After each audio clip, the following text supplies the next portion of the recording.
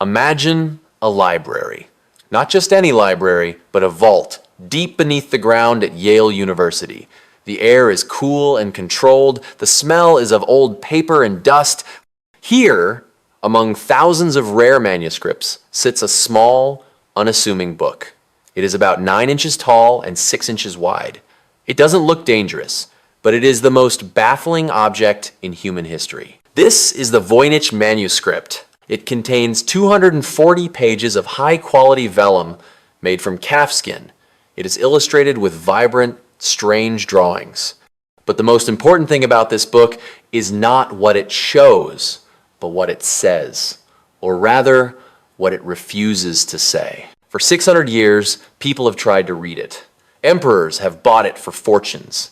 Ancient alchemists have driven themselves mad trying to decipher it. The greatest codebreakers of the 20th century, men who broke the Nazi Enigma code, spent years staring at these pages. They all failed. It is written in a language that no human being has ever spoken. The alphabet is alien. Loops, curves, and strange gallows-like symbols flow across the page with a perfect rhythmic consistency. It has a grammar, it has a syntax, it clearly means something, but to this day, not a single word has been translated. Is it a map to a hidden treasure? Is it a recipe for the elixir of life? Or is it simply the elaborate joke of a madman? To understand this puzzle, we must travel back in time. Not to when it was written, but to when it was rediscovered by the modern world. The year is 1912. The location is the Villa Mondragone, a grand Jesuit college near Rome, Italy. The college is in financial trouble. They need money desperately to repair their crumbling roof. So, they decide to do something secret. Sell off some of their oldest, most precious books. Enter Wilfrid Voynich. He is a Polish revolutionary turned rare book dealer based in London. He has a sharp eye for hidden treasures. As he digs through a heavy wooden chest filled with dusty volumes, his hand touches something different. A book that feels wrong.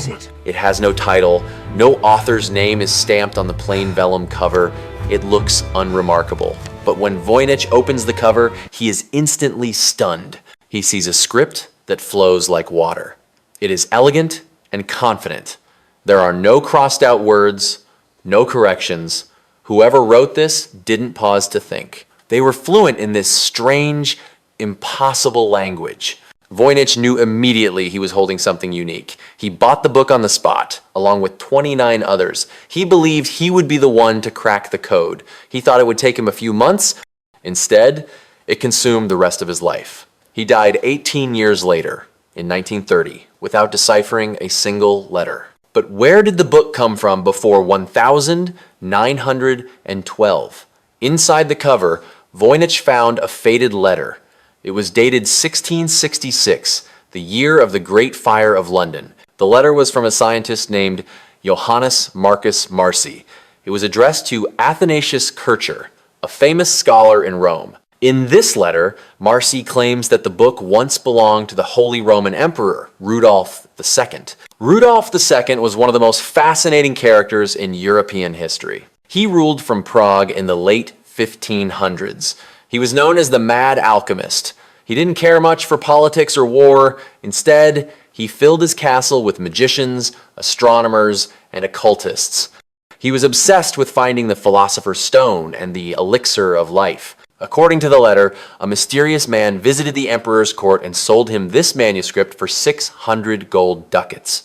To give you an idea of the value, 600 gold ducats in the year 1600 could buy a large estate or a small castle.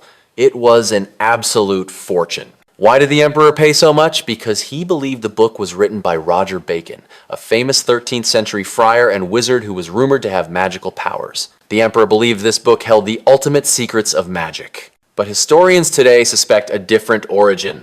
They look at two men who were present at the emperor's court, John Dee and Edward Kelly. John Dee was the personal astrologer to Queen Elizabeth I of England. He was a genius mathematician. His assistant, Edward Kelly, was a different story. Kelly was a known criminal and a forger who had his ears cropped as a punishment for counterfeiting coins. Kelly claimed he could speak to angels through a crystal ball. Some historians believe that Edward Kelly created the Voynich Manuscript as a fake. He invented a gibberish language, drew strange pictures, and sold it to the gullible emperor to make a fortune. It is a strong theory. But there is a flaw. To create a fake language with a consistent internal structure and to write 240 pages of it without making a single mistake would take years of dedicated work. Would a con artist work that hard for a scam? Or is the book something more genuine? Let's open the book ourselves. What makes it so unsettling? The manuscript is divided into 4 distinct sections, almost like a scientific encyclopedia from another dimension. The first and largest section is the herbal section. At first glance, it looks like a standard medieval botany book used by doctors to mix medicines. It has drawings of roots, leaves, and flowers. But when botanists look closer, they get confused. These plants do not exist on Earth. They are what scientists call chimeras. The artist has drawn the root of one plant, grafted onto the stem of a second plant, with the flower of a third plant. It is a biological impossibility. It's as if the artist was drawing plants from a dream, or perhaps from another planet. Then comes the biological section. This is the part that disturbs people the most. It features drawings of dozens of nude women. They have pale skin and swollen bellies. They are bathing in strange green pools of liquid. The pools are connected by an intricate network of tubes and pipes. Some look like plumbing, others look like human intestines. The women seem to be interacting with these tubes. Is it a representation of human reproduction? Is it a spa for healing? Or is it a depiction of souls waiting to be born? The images are eerie and inexplicable. The third section is cosmological. It contains fold-out pages, some 6 pages long, featuring circular diagrams of suns, moons, and stars. But again, the constellations do not match the sky we see from Earth. Among these strange drawings, there is one detail that creates a massive historical paradox. It's a clue that shouldn't be there. On one of the pages, there is a drawing that looks almost exactly like a sunflower.